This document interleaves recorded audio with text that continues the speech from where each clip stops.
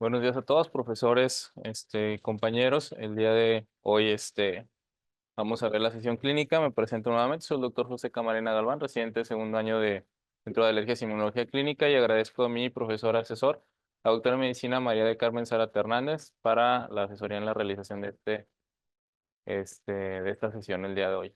Vamos a iniciar con la fecha de identificación del paciente, con las siglas JARC, masculino de 2 años de edad. Fecha de nacimiento 1 de octubre del 2020, nació en Monterrey, actualmente vive en el Ejido Soledad, en García, Nuevo León, y el interrogatorio fue indirecto inicialmente a la abuela materna. El fecha de ingreso de la realización de este abordaje fue el 19 de octubre del 2023, hace ya casi un año. En cuanto a los antecedentes familiares, abuela materna se refiere sana, abuelo materno también sano, paterna igual, y sobre el abuelo paterno pues se desconoce la información. La madre de 25 años de edad, sana, nace en unión libre, originaria de San Pedro Garza García y residente del Ejido de la Soledad. Se dedica al hogar, está embarazado 2 veces, un parto, una cesárea, y estudió hasta la primaria incompleta. Padre de 25 años de edad, sano, en unión libre también, originario de Monterrey, residente del Ejido de la Soledad, se dedica a ser ladrillero. Tiene primaria completa, tabaquismo positivo, niega el consumo de alguna otra sustancia y tiene solamente un hermano en ese momento de un mes de vida, sano aparentemente. En cuanto a los antecedentes personales patológicos, crónicos negados, telecisiones y uso de antibióticos intravenosos negados, aptas negadas, otitis de repetición, se refieren en agosto del 2023, y ahorita vamos a hablar de esas: infecciones respiratorias importantes negadas, transfusiones negadas, fracturas negadas y cirugías que también vamos a platicar en el padecimiento. Una decisión de ganglio cervical el 25 de octubre de 2023, medicamentos de uso frecuente aparentemente ninguno. En cuanto a los no patológicos, la vivienda es de tipo rural. Habitan en casa propia con piso de tierra, techo de lámina, cuenta con servicios de agua, luz sin drenaje, tienen un baño tipo letrina, cohabitan 6 personas con 3 habitaciones y refiere contacto con animales de granja, principalmente gallinas. Se cocina con leña en casa, tiene una dieta de mala calidad, inadecuados hábitos de higiene y consumo de leche no pasteurizada. Refiere con B negativo y niega aparente convivencia con tosedores crónicos. Pues bueno, aquí ya también podemos observar que las condiciones en las que el paciente iba llegando o vive en general no son muy adecuadas, también pudieran predisponer a desnutrición e inmunodeficiencias secundarias por otra razón. En cuanto a los antecedentes prenatales y perinatales, fue producto de la gesta 1, fue planeado y deseado. Diagnóstico de embarazo a las 4 semanas de gestación con 8 consultas prenatales, 8 ultrasonidos aparentemente normales, consumo de hematínicos y multivitamínicos desde el primer trimestre, y el embarazo se refiere normoevolutivo. Se hizo VDRL y VIH negativos. Y ya en el momento del parto fue autóxico a las 40 semanas, gestación, agüer desconocido, peso al nacer de 2,800, midió 47 centímetros, llora y respira y se va egresado al binomio. Enfalorrexis adecuada, la semana de vida sin complicaciones, y la alimentación fue al seno materno exclusivo durante 6 meses. A los 6 meses se inicia alimentación complementaria sin ninguna eventualidad, y las inmunizaciones incompletas con el esquema, ya lo traía la cartilla, no se aplicó la BCG, no cuenta con la cicatriz y no cuenta bueno, ya después sí trajo la cartilla, en ese momento no la traía, y no se aplicó vacuna COVID-19. Hitos del neurodesarrollo aparentemente normales. Ahora vamos a platicar sobre el padecimiento actual. Refiere que se inició 3 meses antes con adenomegalias, inicialmente localizadas en la región retroauricular del lado derecho y posteriormente bilateral con aumento progresivo, además de negarse otros síntomas. En agosto del 2023 fue con múltiples médicos, en total fueron aproximadamente 3, 4 antes de llegar con nosotros. El primero, pues le dan un diagnóstico de otitis media aguda derecha con prescripción antibiótica, no se especifica. Sin embargo, aquí pues va el primer antibiótico y no hubo mejoría. Un mes después acude a otro médico, quien vuelve a valorar por la misma problemática de la otitis media y le dan diagnóstico de otitis media recurrente, y se inicia ahí ya, si tenemos ese dato, que fue amoxicilina ácido clavulánico. Sin embargo, todavía no presenta mejoría, sigue teniendo el cuadro persistente. Acude con un tercer médico, quien pues ya se le hizo raro todo este padecimiento. Normalmente ya sabemos que la historia natural de este tipo de patologías son a través de muchos médicos, quien ya solicitó una radiografía de tórax y observa un infiltrado algodonoso con áreas de consolidación en ápices pulmonares. Le toma una biometría hemática, la cual está alterada, importantemente, con trombocitosis, neutrofilia, linfopenia y monocitosis. Por lo cual, pues ya a este tercer médico, ya ahora sí se le hizo muy raro todo el cuadro y mandó aquí al hospital universitario. En el servicio de urgencias ingresó el 19 de octubre y fue valorado principalmente por pediatría y después por infectología pediátrica.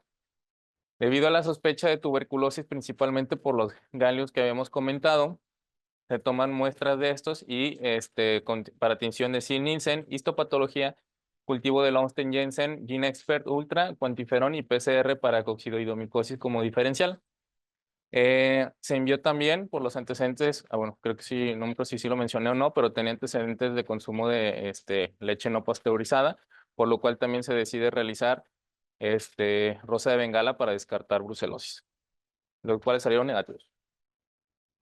Y bueno, esta es la radiografía que se tomó aquí cuando ingresó ya con nosotros, fue la radiografía del 20 de octubre, y ahí podemos observar pues estos micronódulos diseminados en ambos campos pulmonares, que nos recuerdan a los granos de mijo, por eso de ahí viene el término de, de un patrón miliar o de tuberculosis miliar.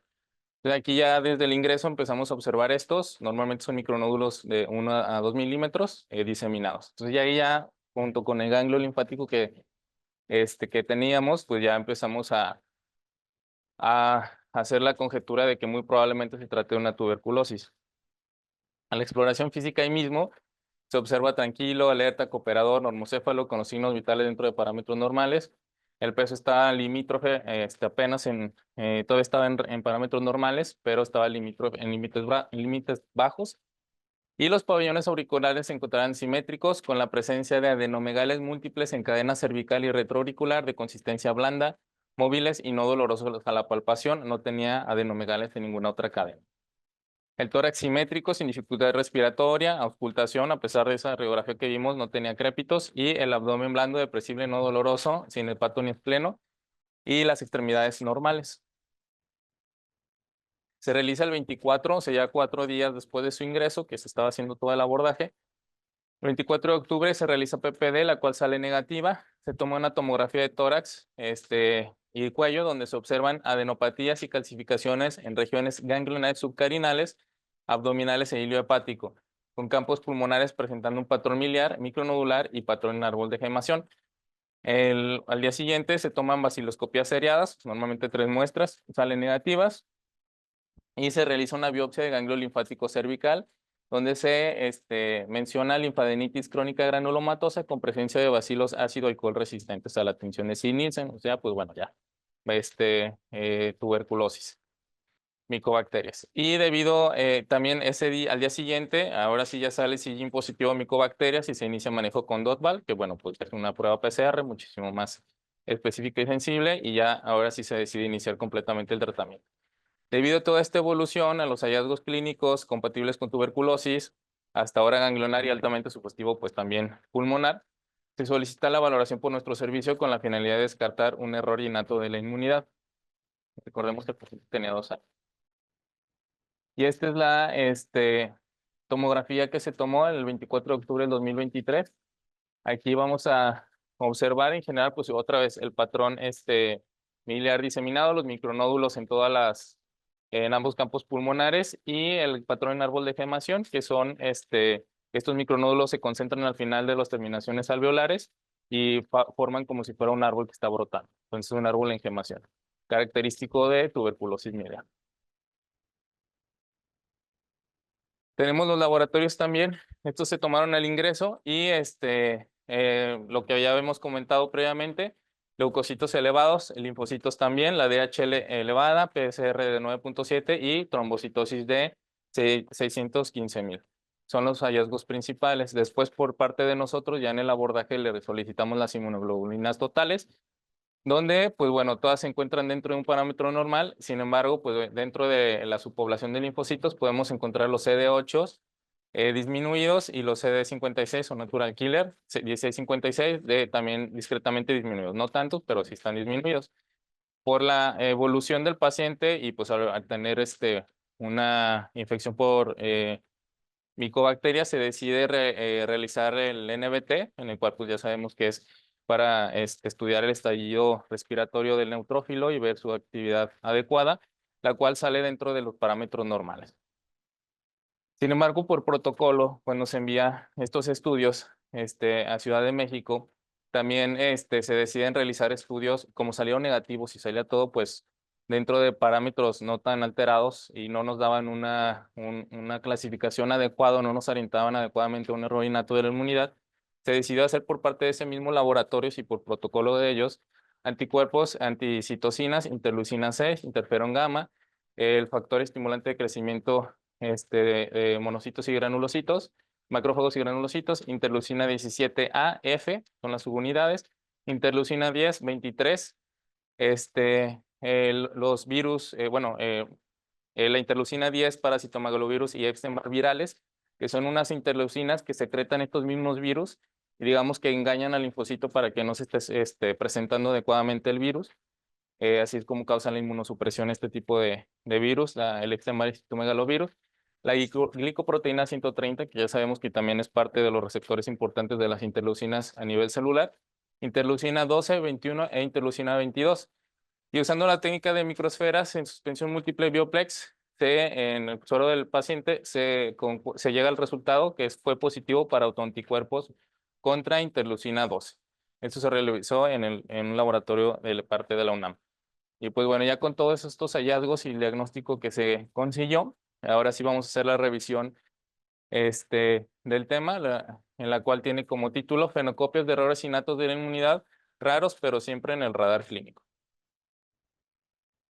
En cuanto a la introducción, pues bueno, recordemos las inmunodeficiencias primarias. Estos son un grupo de enfermedades caracterizadas por una mayor susceptibilidad de infecciones, autoinmunidad y malignidad.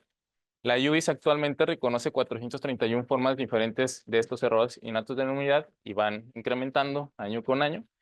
Y a medida que avanzan, pues bueno, con las técnicas genéticas y moleculares, se comprendió que también pueden ser causados por mutaciones en diferentes genes, lo que complica aún más su clasificación, o sea, no solamente germinales, sino también somáticas. Pero ¿qué son las fenocopias? Las fenocopias son de los errores innatos, o sea, sí es el nombre, fenocopias de los errores innatos de la inmunidad, o sea, copias de los errores innatos de la inmunidad, fenotípicamente hablando. Son condiciones en las que las personas muestran síntomas clínicos similares a los errores innatos, pero no tienen una mutación genética heredada. En lugar de esto, estos trastornos son causados por mutaciones somáticas o autoanticuerpos que alteran la función inmunológica del paciente. Vamos a ir viendo qué es ya la definición de cada uno de esos. Pueden parecerse a los errores genéticos o los que ya son los más estudiados, que son todos los otros grupos, pero no son causados por herencia mendeliana clásica, lo que añade complejidad a su diagnóstico y manejo. Representan del 5 al 7% de todos los casos de los errores innatos de la inmunidad. Bueno, en esa bibliografía decía que 5 al 7, pero en otra bibliografía se refiere que hasta el 0.1, 0.2%. O sea, y es algo que todavía realmente se está estudiando, entonces en algún momento va a aumentar este porcentaje cuando ya tengamos mayor accesibilidad a los estudios. ¿Cómo suceden las fenocopias? Pueden suceder por dos situaciones, por mutaciones somáticas o por autoanticuerpos. Las mutaciones somáticas normalmente ocurren después del nacimiento y ocurren en algunas células del cuerpo, pero no en todas. Digamos que son las mutaciones que nos pueden estar sucediendo día con día a todos nosotros. Alteran una función específica una función inmune específica de un órgano del cuerpo y se transmiten a la descendencia. No se transmiten a la descendencia. Importante eso, ¿no? Y los autoanticuerpos se producen anticuerpos que atacan componentes del sistema inmune, principalmente como las citocinas. Por ejemplo, ahorita rápido, nada más para mencionar, un autoanticuerpo contra interferón gamma causa susceptibilidad a infecciones micobacterianas simulando un error innato de la inmunidad. Y bueno, ya hablamos de las mutaciones somáticas, pero ¿qué son? Existen dos tipos de células en general. Una de las tantas clasificaciones que son las células germinales, hablando óvulos y espermatozoides, y las células somáticas, que son el resto de las células del cuerpo. Las mutaciones somáticas ocurren en las células del cuerpo que no se transmiten a la descendencia, a diferencia de las células germinales, que esas sí se van a estar transmitiendo. Y surgen en cualquier momento de la vida por factores ambientales, errores en la replicación o el envejecimiento, que es lo que les comentaba. todos los días pues nuestro cuerpo se está replicando, las células se están replicando, existen mutaciones, existen arreglos de estas mutaciones, pero pues cuando no se pueden arreglar adecuadamente por toda la maquinaria genética, se dan las mutaciones genéticas. Y las células afectadas por estas mutaciones no afectan todas las células del cuerpo, produciendo algo que se llama, pueden producir algo que se llama mosaicismo somático. Las mutaciones somáticas pueden alterar funciones claves del sistema inmune, provocando fenocopias de estas enfermedades, pero sin transmitirse a la descendencia. Y estas son las clasificaciones actuales de la UIS, donde las tienen divididas, como lo habíamos platicado, que son mutaciones somáticas y autoanticuerpos, que son estos de acá. En cuanto a vamos a hablar principalmente de autoanticuerpos, porque son el motivo de caso clínico del paciente, el resultado antiinterleucina 12, pero también saber que en general todas las fenocopias son enfermedades que imitan todos los errores innatos de la inmunidad posibles en donde se producen moléculas específicas como citocinas o receptores. Entonces puede simular prácticamente a todos, un gran simulador las fenocopias, lo cual hace su diagnóstico más difícil porque pues como no están alteradas las células germinales, no nos va a servir de nada el exoma finalmente para hacer estos diagnósticos. Entonces aumenta la complejidad, ¿no? Bueno, vamos a hablar ahora sí de las inmunodeficiencias secundarias a la relación con autoanticuerpos. Los autoanticuerpos, como comentamos, son una causa importante de inmunodeficiencias secundarias y altos títulos pueden causar diferentes susceptibilidad a diferentes infecciones. Se asemejan a los defectos genéticos y por ello se deben de considerar como las fenocopias de las inmunodeficiencias primarias. Se sospecha particularmente en pacientes con inmunodeficiencias de aparición tardía. En general, las citocinas son moléculas solubles de bajo peso molecular, de 60 a 70 kilodaltos, producidos por prácticamente todas las células, porque funciona para muchísimas. Y son una red de comunicación de todos los sistemas celulares, principalmente el sistema inmune. Sus funciones generales son promover el crecimiento y desarrollo celular, modulan la respuesta de las células inmunitarias ante agentes infecciosos, regulan la homeostasis celular, inducción de la inmunotolerancia y también tienen funciones pro y antiinflamatorias. O sea, están metidas en prácticamente todo el sistema inmune. Estas también nos sirven en los pacientes sanos, sí tienen una función, estas autoanticuerpos anticitocinas, porque contribuyen a mantener un equilibrio en la respuesta inmune en individuos sanos, regulando el exceso de la respuesta inflamatoria. Ahorita vamos a hablar un poquito de eso. Y en algunos pacientes altera procesos inmunológicos, ya en estos pacientes enfermos, que sí les puede llegar a causar, pues como tal, una deficiencia de estas interleucinas o de estas citocinas que van a producir la susceptibilidad a enfermedades. Existen dos principales etiologías, todavía no está alguna muy específica ya dada como tal. Una de las probables es mutaciones en los genes activadores de la recombinación como RAG1 y RAG2, que recordemos que son los que dan esta función o esta especificidad, mejor dicho, a todos los anticuerpos al momento de estar generándose. Y la etiología 2, que son el mimetismo molecular, como por ejemplo homología entre el epítopo de los autoanticuerpos antiinterferón gamma y la proteína NOC2 de aspergillus. Entonces son como dos posibles opciones, más todavía se siguen estudiando. Como se comentó, estos autoanticuerpos pueden predisponer a infecciones y diversas manifestaciones inmunológicas, considerándose fenocopias. Sin embargo, contribuyen también a la respuesta inmune en su homeostasis. Se presentan al encontrarse variantes patogénicas en genes que codifican ciertas citocinas o receptores, principalmente estas, interferón gamma, interleucina 6, 17 y factor estimulante de colonias de macrófagos y granulocitos. Sin embargo, vamos a hablar de más porque, pues bueno, como les dije, pueden suceder en cualquiera de estas interleucinas. Vamos a iniciar con los autoanticuerpos antiinterleucina 12, que es el caso clínico del paciente. Es producida esta por macrófagos y células dendríticas e induce la producción de interferón gamma, por lo que participa en la protección contra patógenos intracelulares. Está conformada por dos unidades principalmente, la 12P40 y 12P35, y esta, en presencia, si existen autoanticuerpos contra de la subunidad 12P40, principalmente causa desarrollo de infecciones por organismos oportunistas, como tuberculosis, con el tema de nuestro paciente, nocardiosis, coccidoidomicosis, toxoplasmosis y leishmaniasis, que todos son organismos intracelulares. Entonces, pues bueno, nos puede causar predisposición a cualquiera de estas. Esta potencializa la interleucina 12, los linfocitos T citotóxicos para la producción de interferón gamma. O sea, finalmente su principal razón es la secreción de interferón gamma.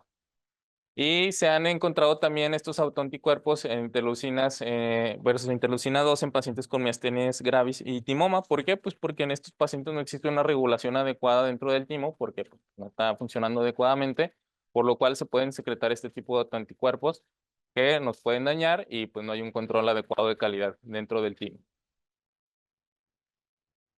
Estos autoanticuerpos son una preocupación creciente, principalmente en adultos con susceptibilidad a micobacterias, hongos y virus. La interleucina 12 y 23 pertenecen a la subfamilia de la interleucina 6 y son parte del circuito de estimulación de retroalimentación entre linfocitos y células presentadoras de antígenos. Comparten la subunidad interleucina P40, como hemos comentado que eso es lo importante, y la deficiencia de interleucina 12 causa enfermedades a micobacterias y el papel de la 23 es un poquito más amplio. En general participa en autoinmunidad, inflamación, defensa contra infecciones fúngicas y bacterianas. Se han reportado pacientes con deficiencia autosómica recesiva de interleucina 12, P40 y del receptor interleucina 23. Estos tienen susceptibilidad en general a micobacterias, que pues bueno es lo que le pasó a nuestro paciente, aunque recordemos que este fue algo que sucedió después, somático. Y el desarrollo de estos autoanticuerpos séricos contra la 12 y 23 podría considerarse fenocopias de esos defectos monogénicos. Sin embargo, en las fenocopias también existen otros síntomas, que es lo que nos va a causar un poco más de diferencia en cuanto a cómo se presenta el paciente, que es caquexia, mala cicatrización de heridas y múltiples abscesos recurrentes. Que ahorita vamos a platicar también de un paciente, de un reporte. Y en presencia de estos autoanticuerpos existe una sobreproducción de la interleucina que se está afectando para tratar de compensar esto y que no suceda tan frecuentemente, o que no se vea tan afectada su inhibición. Y bueno, vamos a hablar de este caso también reportado de una paciente en Centro Médico de Occidente. La verdad, en toda la bibliografía que estuvimos buscando, solamente encontramos un solo caso clínico más en México, incluso a nivel mundial no encontré un caso clínico como tal, lo describían dentro de unos artículos, pero no como tal el diagnóstico con antiinterleucina 12. Sin embargo, aquí en México solamente existe un caso más reportado, el cual fue en Centro Médico Occidente. Se reportó el caso de una adolescente con caquexia y múltiples abscesos recurrentes causados por micobacterias y bacterias gram negativas, provocadas finalmente por estos autoanticuerpos. Los pacientes que desarrollan estos autoanticuerpos se manifiestan tardíamente en la adolescencia o en la adultez temprana. Como recordamos, sus casos son prácticamente muy pocos, entonces en ellos llegaron a esa conclusión. Sin embargo, estamos viendo que nuestro caso es un niño de 2 años. Como pérdida de peso, múltiples abscesos recurrentes y mala cicatrización de heridas y fístulas. Estas son las imágenes reales de esa paciente. Entonces, ellos llegaron a la conclusión que ante un historial de caquexia de inicio tardío, fístulas o heridas quirúrgicas difíciles y múltiples abscesos recurrentes, se debe de considerar estos anticuerpos neutralizantes. Se requiere un alto índice de sospecha por parte de los clínicos que tienen adolescentes o adultos con este tipo de enfermedades. O sea, todos nosotros tenemos que tomar esta información y ponerla, que también puede ser un diagnóstico diferencial ante un paciente que no le hayamos, pero que tiene una alta clínica o una alta sospecha. La paciente mejoró adecuadamente con un único tratamiento que fue anti-CD20, anticuerpo monoclonal anti-CD20, que es el rituximab, que recordemos, pues bueno, va a disminuir entonces los linfocitos B y con esto vamos a tener poca producción o nula producción de anticuerpos, por lo tanto, pues no van a existir. Y mejoró radicalmente la paciente. O sea, en menos de un año ya la tenían como si no le hubiera pasado nada. Vamos a hablar sobre los anticuerpos antiinterferón gamma. Esta es una citocina pleiotrópica, o sea, ¿qué significa? Que está implicada o que tiene diferentes funciones dependiendo de la célula a donde vaya. Eso significa pleiotropía. Con mecanismos antiproliferativos, propoptóticos y antitumorales. Las características principales de es producción que es producido por las células TH1 y natural killer, Actúa principalmente sobre macrófagos, induciendo la destrucción intracelular de patógenos fagocitados y es clave contra la defensa de agentes intracelulares. Su destrucción predispone a infecciones por micobacterias y de sí hay muchos casos reportados, aproximadamente más de 600, principalmente en el sureste de Asia. Por ahí en esos artículos no se mencionaba una etiología causante, pero principalmente en los pacientes asiáticos es en donde se encontraban. O sea, autoanticuerpos. Como vemos, pues aquí sí son muchísimos, en el otro nada más se encontró un caso reportado. También existen los autoanticuerpos contra el factor de estimulante de colonias de granulocitos y macrófagos. Pues bueno, es producido por células mieloides, células dendríticas, linfocitos T, B y otras no hematopoyéticas como las endoteliales, condrocitos y las alveolares tipo 2. En cuanto a su función dentro del pulmón, tiene la diferenciación y función de los macrófagos alveolares y con esto la eliminación de colesterol de los macrófagos alveolares.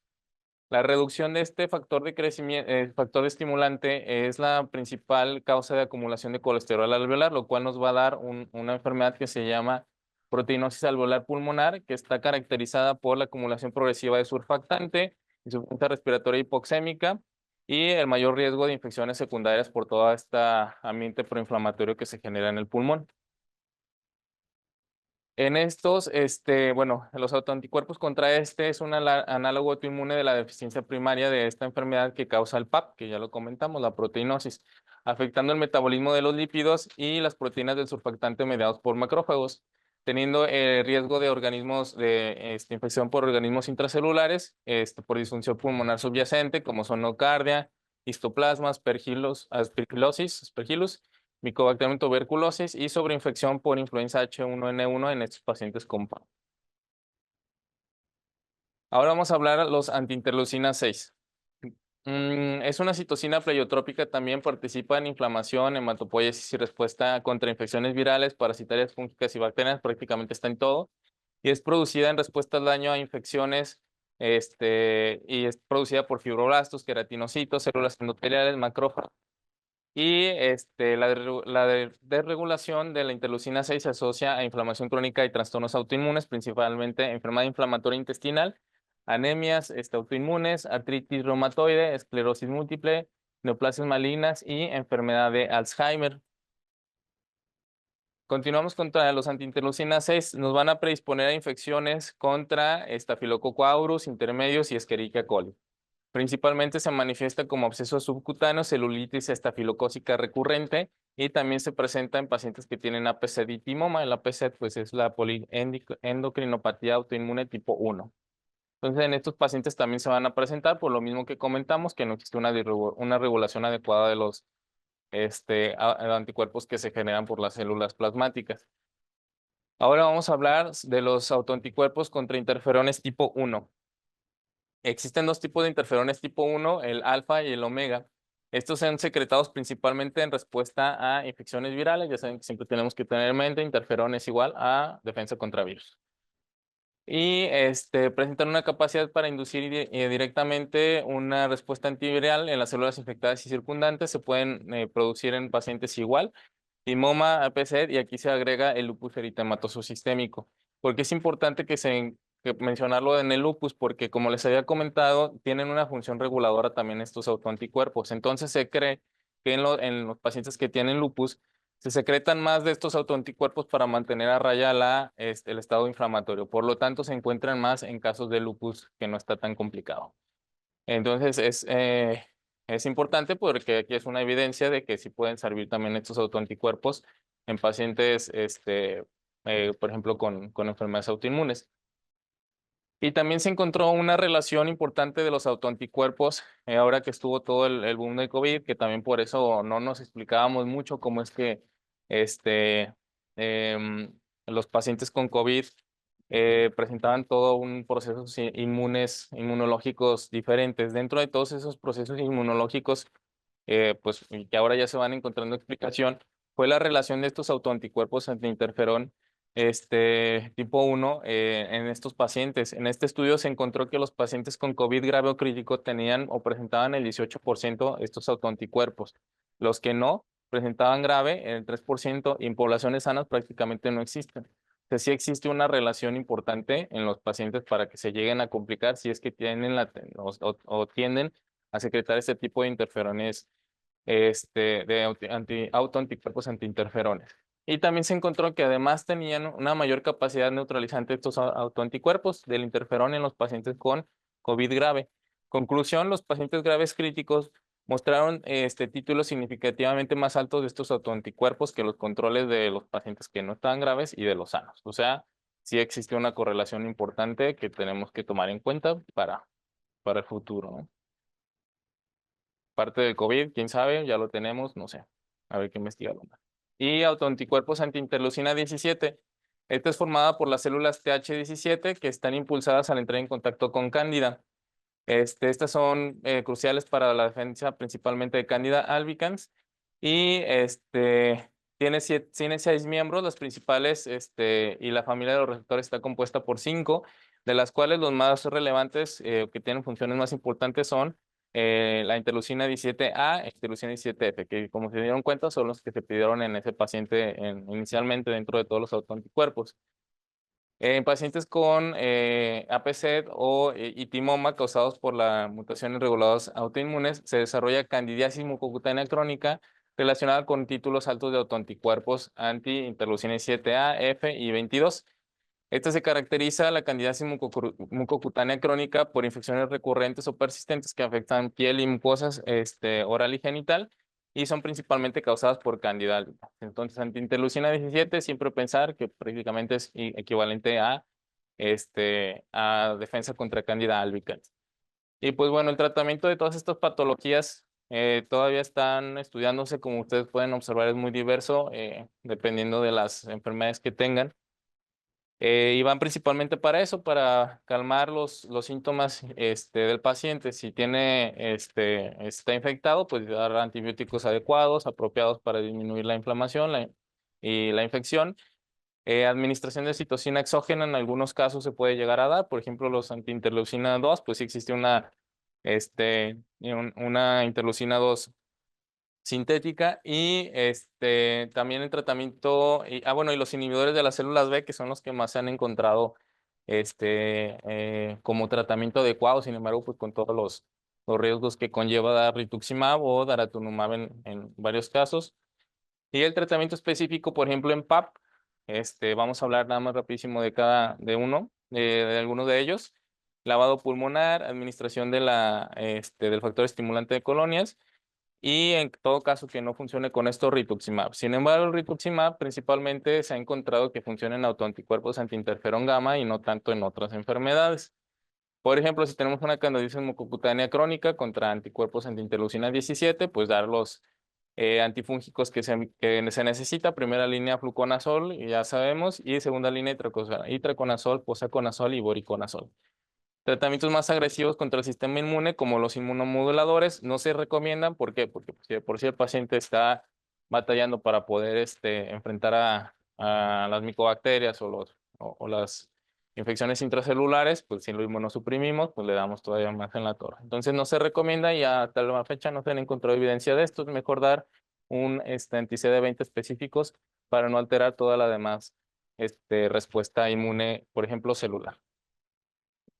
Y pues bueno, ya, en cuanto a las conclusiones de este caso, recordar que las fenocopias en los errores innatos de la inmunidad pueden simular trastornos genéticos, son grandes simuladores y pueden ser provocados por ambientes o factores ambientales o infecciosos que complican su diagnóstico y manejo. Identificar las fenocopias es crucial para evitar dar tratamientos innecesarios, ya que pues el paciente lo podemos complicar más. Y también estos anticuerpos citocinas están involucrados en la regulación inmunitaria, la autoinmunidad, la inmunodeficiencia, ya que tienen potencial de alterar severamente los procesos inmunológicos con consecuencias graves. Y se debe considerar evaluar estos autoanticuerpos en pacientes en los que procesos normales estuvieran contribuyendo con la enfermedad. También, por ejemplo, pacientes que tienen algún proceso autoinmune como timoma, miastenia gravis, que se empiezan a infectar o que empiezan a tener eso, que nos llegan a hacer alguna interconsulta por alguno de esos casos, pues pensar que en alguna posibilidad pueden tener autoanticuerpos anticitocinas. Y también pacientes ya adultos que no se mejoran adecuadamente, que ya les hicimos de todo, que no nos concuerda la edad, que ya les hicimos el exoma y que está normal, y que presentan de todos modos son así, por ejemplo, una candidiasis mucocutánea crónica, pues es algo que no es para nada normal y tenemos que investigarlo y ya meter en nuestro repertorio de posibles diagnósticos diferenciales los autoanticuerpos anticitocinas. Y pues bueno, finalmente esto para identificar las posibles causas y dar un tratamiento. También importante, en este caso con el paciente, pues no se identificó una causa subyacente como por ejemplo miastenia gravis o alguna otra enfermedad, pero sí considerar las que pueden ser secundarias a esa. O simplemente una mutación somática o la mala producción de anticuerpos. Y pues bueno, por mi parte, sería todo. Si tienen alguna duda o pregunta, quedo a sus órdenes. Muchas gracias.